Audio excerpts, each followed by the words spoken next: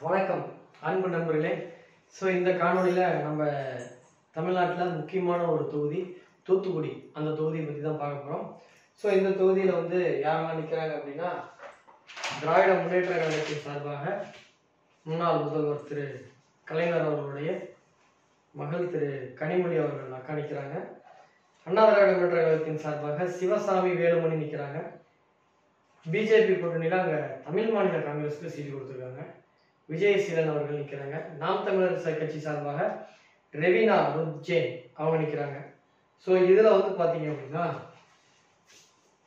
So Thoothukudi தொகுதியில் 2024 prediction பார்க்க போகிறோம். ஸோ இதில் நம்ம எடுத்துக்கிட்ட வேட்பாளர்கள், அதாவது முக்கியமாக அறியப்படுகின்ற மக்களுக்கு பிரபலமான தெரிஞ்ச முக்கியமான கட்சிகளுடைய வேட்பாளர்கள் பார்க்கும்போது, கனிமொழி சார்பாக திமுக சார்பாக திருமதி கனிமொழி அவர்கள், அண்ணா திராவிட முன்னேற்ற கழகத்தின் சார்பாக சிவசாமி வேலுமணி அவர்கள், தமிழ் மாநில காங்கிரஸ் சார்பாக விஜயசீலன் விஜயசீலன் அவர்கள், நாம் தமிழர் கட்சியின் சார்பாக ருவீனா ருஜேன் அவர்கள், ஸோ சகோதரி அவங்க நிற்கிறாங்க. ஸோ இதில் 4 பேர்த்துல முக்கியமான வெற்றி பெறுவதற்கான வாய்ப்பு இருக்குன்னு இந்த தொகுதியில் 3 தான் எடுத்துக்கிட்டோம். பட் இருந்தாலும் நம்ம வழக்கமாக எல்லாத்தையும் எடுத்த மாதிரி இதில் எடுத்துக்கிட்டோம். நெக்ஸ்ட் ஸோ இதில் நம்ம எடுத்துக்கிட்டது திரு கனிமொழி அவர்கள், சிவசாமி வேலுமணி, ஜெயசீலன் சார் அவர்கள் தமிழ் மாநில காங்கிரஸ் சார்பாக பிஜேபி கூட்டணியில் கொடுத்துருக்காங்க. ஸோ இதில் நம்ம வந்து பார்க்கும் பொழுது,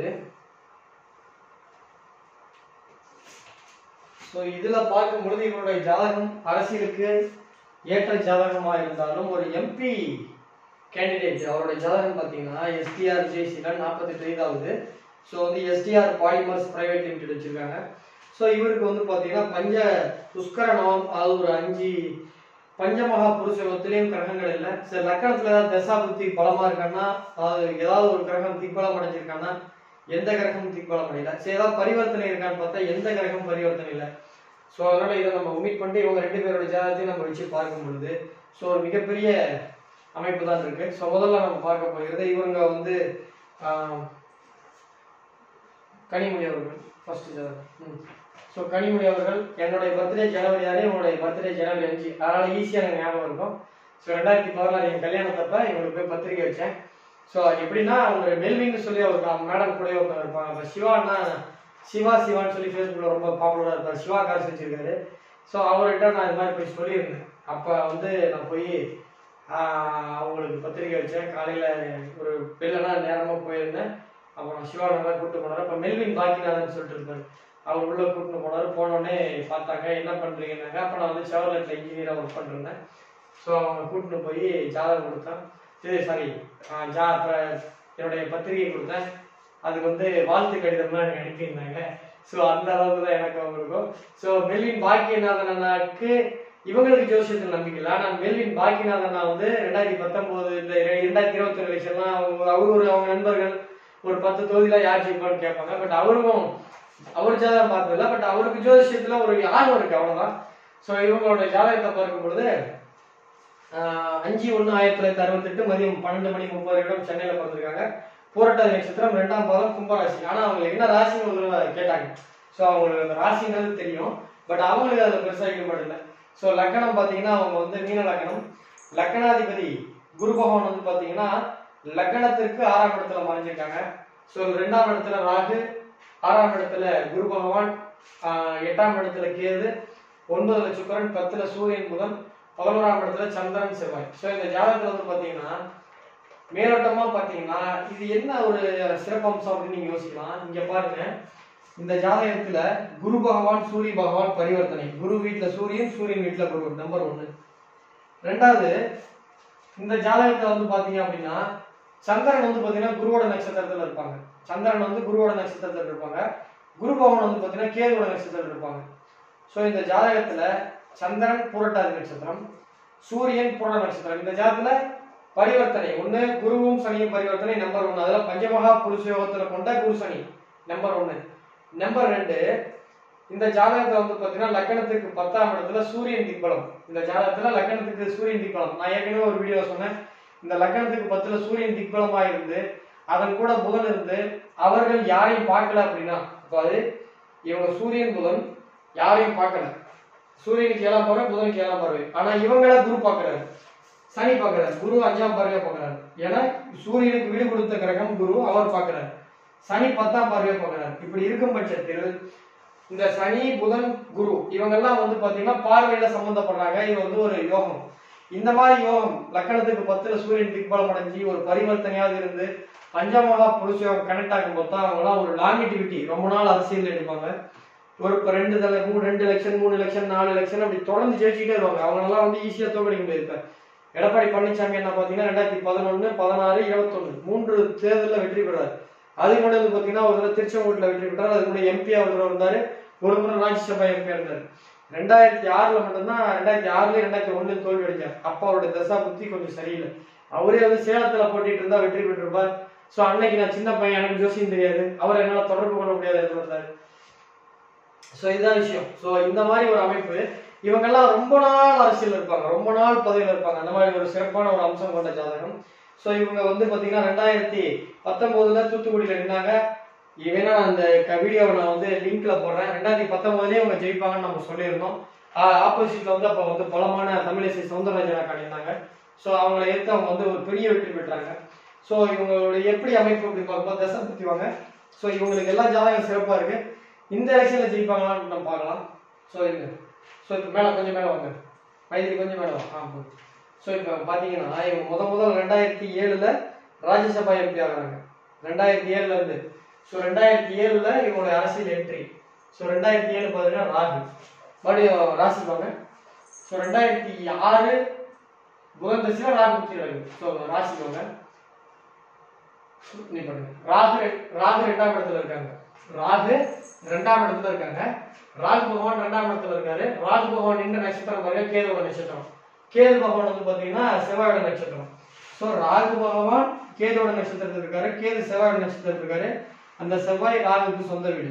சோ இந்த செவ்வாய் வந்து பாத்தீங்கன்னா பாவகத்துல இங்க வந்துடும், பாவகத்துல இங்க இருக்கும், பாவகத்துல 4ஆம் பார்வையா ராகு பார்க்கறாரு. ரைட். இந்த ராகுவை குரு பார்க்கறாரு, இந்த ராகுவை குரு பார்க்கறாரு. சோ ரைட், சூப்பரான ஒரு அமைப்பு. அப்ப இருந்து என்ட்ரன்ஸ் பாருங்க. 2007ல இருந்து 2019 வரைக்கும் கிட்டத்தட்ட ஒரு 12 ஆண்டுகள் ராஜ்யசபா எம்பி இருக்காங்க. 3 பீரியட் டென்யூர் கண்டினியூ பண்றாங்க. திரும்ப 2019 திரும்ப தசாபுத்தி அவங்க. 2019 வந்து பாத்தீங்கன்னா மீண்டும் பாருங்க, இங்க பாருங்க 2010ல சனி புத்தி. சோ இங்க 2010ல சுக்கிரன்ல சனி புத்தி. இங்க பாருங்க 2019 சனி புத்தி, கேதுல சனி புத்தி.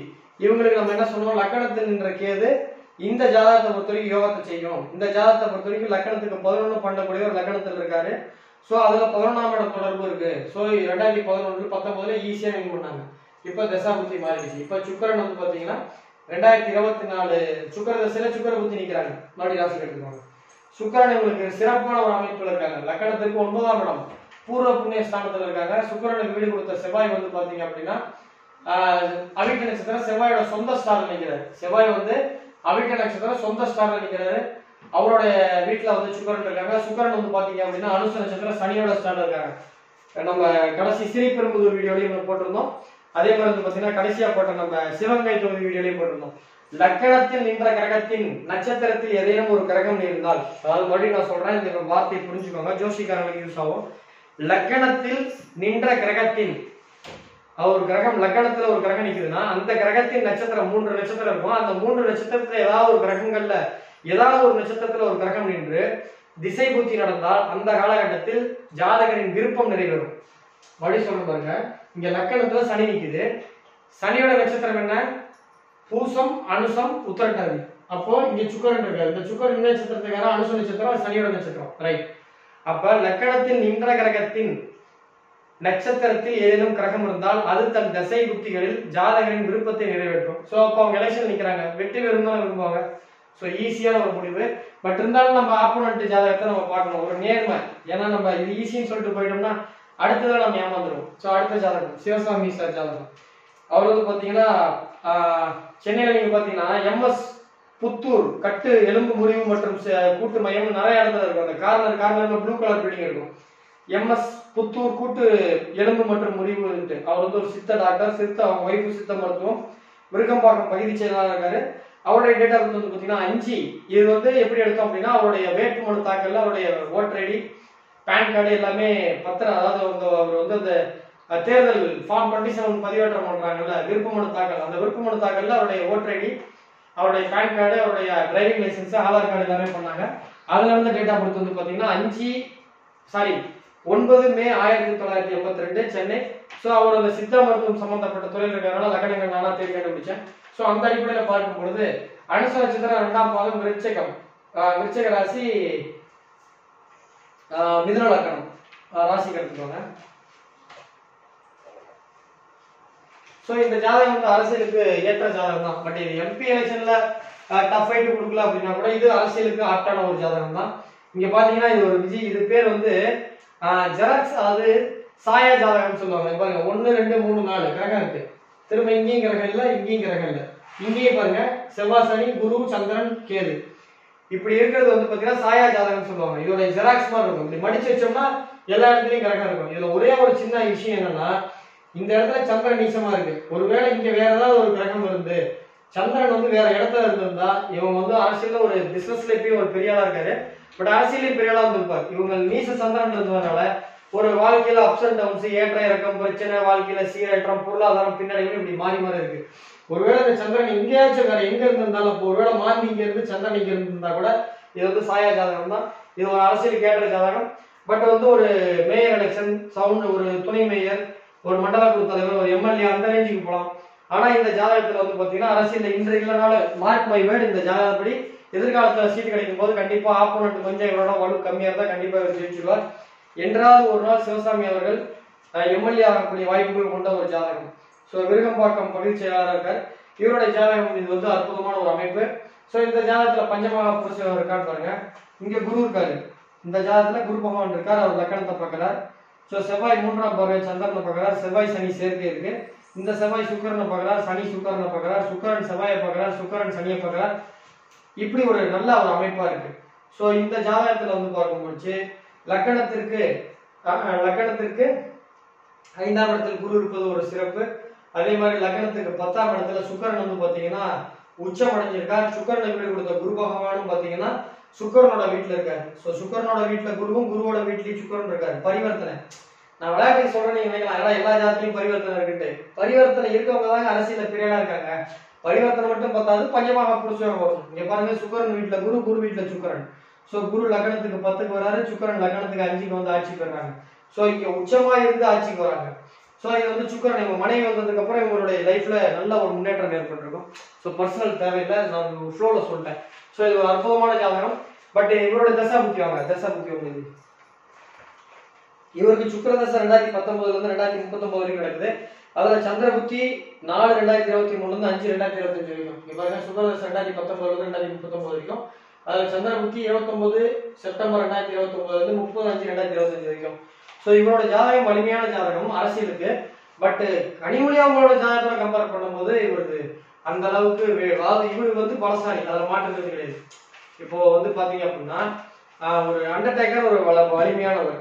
அதே மாதிரி கட்டாயங்கள் ஒருத்தர் இருப்பாரு WWF, நான் படிக்கும்போது பார்க்கும்போது அவரும் வலிமையானவர். பட் அவரோட அவர் கம்பேர் பண்ண முடியாது. இப்ப சசாந்த் சிங் பஞ்சாப்ல விளையாண்டாரு, அவர் நல்லா பேட்டிங் பண்ணாரு. பட் அவர் விராட் கோலியோட கம்பேர் பண்ண முடியாது. அந்த மாதிரி கனிமொழி அவர்களுடைய அக்கா ஜாதகத்தை பார்க்கும்பொழுது இவர் ஜாதகம் பெருசா அவருக்கு ஈடு கொடுக்கல, அதான் உண்மை. பட் இவர் இதே வந்து வேற ஏதாவது ஒரு திமுக வீக்கான நம்ம ஜாதகத்துல போட்டிருந்தாருன்னா மேபி ஜெயிச்சிருந்துருக்கலாம். சோ இது எம்எல்ஏ தொகுதியில பார்ப்போம். கண்டிப்பா 2026 ஏதாவது தூத்துக்குடியில ஏதாவது ஒரு தொகுதியில நிற்கும் பொழுது அங்க ஆப்போனன்ட்ல வீக்கா இருந்தா கண்டிப்பா திருவாடனை, பாத்தீங்கன்னா ராமநாதபுரத்துல நிறைய தொகுதி இருக்கும். தூத்துக்குடியில பாத்தீங்கன்னா 4 தொகுதி இருக்கும். தூத்துக்குடியில வந்து பாத்தீங்கன்னா கோயில்பட்டி, சங்கரங்கோயில் இந்த மாதிரிலாம் இருக்கும். அதுல அவருக்கு எங்க வெற்றி வரும்னு வாய்ப்பு இருக்கு அங்க நின்னாருன்னா கண்டிப்பா அப்ப இவருக்கு ஆப்போனன்ட்ல திமுக போட்டியிடுறவங்க வந்து வீக்கா இருந்தா அன்னைக்கு எப்படி சூழ்நிலை இருக்குன்றத பொறுத்து நம்ம சொல்ல முடியும். பட் ஆனா ஒரு நாள் கண்டிப்பா ஒரு பலமான ஒரு போஸ்டிங் வருவார், வாய்ப்புகள் அதிகம். சோ என்னுடைய கணிப்பு படி பார்க்கும் பொழுது சோ இந்த மாதிரி ஒரு காம்பினேஷன் இருக்கிறதுனால ஈஸியா இதில் சொல்லிட்டு போயிடலாம். வெற்றி பெறக்கூடிய வாய்ப்பு பொறுத்த வரைக்கும் ரொம்ப சுலபமா சொல்லலாம். ஸோ ஒரு மிகப்பெரிய வெற்றி, ஒரு போன முறை வந்து 20% ஓட்டு வித்தியாசத்தில் வெற்றி பெற்றாங்க. பட் அது வந்து வேற கணக்கு. பட் இப்போ வந்து பெரிய லட்சக்கணக்கில் ஒரு 1.5 லட்சம் 2 லட்சம் வரைக்கும் போகலாம். பட் போன ட்ரிப்பு நிறைய லீடிங் எடுத்தாங்க, 20% வாக்குகள் வித்தியாசம் பண்ணாங்க. பட் அந்த அளவுக்கு போகாது. பட் ஆனா கண்டிப்பா ஒரு 2 lakhs வித்தியாசத்துல கண்டிப்பா வெற்றி பெறுவாங்க. ஸோ அக்கா கனிமொழி அவர்களுக்கு நெஞ்சார்ந்த வாழ்த்துக்களும் பாராட்டுகளும். மீண்டும் தூத்துக்குடி நாடாளுமன்ற தொகுதிக்கு 2வது முறையாக வெற்றி பெற போகிறாங்க. அவர்களுக்கு ஸ்ரீ பாலாஜி ஜோதிட ஆராய்ச்சி மையத்தின் சார்பாக பாராட்டுகளும் வாழ்த்துக்களும் தெரிவிப்பது மற்றற்ற மகிழ்ச்சிகளே. ஸோ மீண்டும் ஒரு முறை வெற்றி பெறுறாங்க. ஸோ அவர்களுக்கு தொடர் வெற்றிகள் கிடைக்க வாய்ப்புகள் உண்டு. ஸோ இந்த முறை ஒரு சிறப்பான பணிகள் செய்து மக்கள் மத்தியில் இப்ப இருக்கிற செல்வா கூட அதிகமா போறதுக்கான வாய்ப்புகள் தான். இந்த தசை சுக்கர தசை பலமா இருக்கு. ஸோ அடுத்த வரக்கூடிய காலங்களில் ஒரு சிறப்பா இருக்கும். ஸோ இந்த தொகுதி வெற்றி வாய்ப்பு முடிச்சாச்சு. ஸோ இந்த வீடியோ முறையா பார்க்கறவங்க இதுவரை இந்த சேனலை சப்ஸ்கிரைப் பண்ணாதவங்க சப்ஸ்கிரைப் பண்ணுங்க. அதே மாதிரி அரசியல்ல நீங்க டிஎம்கேவோ ஏடிஎம்கேவோ பிஜேபியோ காங்கிரஸோ ஏதோ ஒரு கட்சியில நாம் தமிழர் கட்சியில எதுலயோ இருக்கீங்க, நாளைக்கு கவுன்சிலர் அல்லது ஒரு எம்எல்ஏ ஆகணுன்ற ஒரு விருப்பத்தோட இருக்கீங்க அப்படின்னா இந்த சேனலை மறக்காம சப்ஸ்கிரைப் பண்ணுங்க.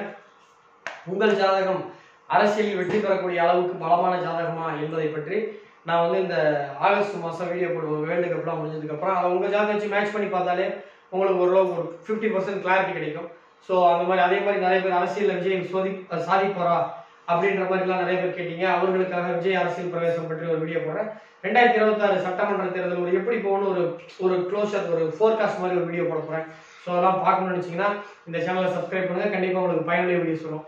நன்றி, வணக்கம்.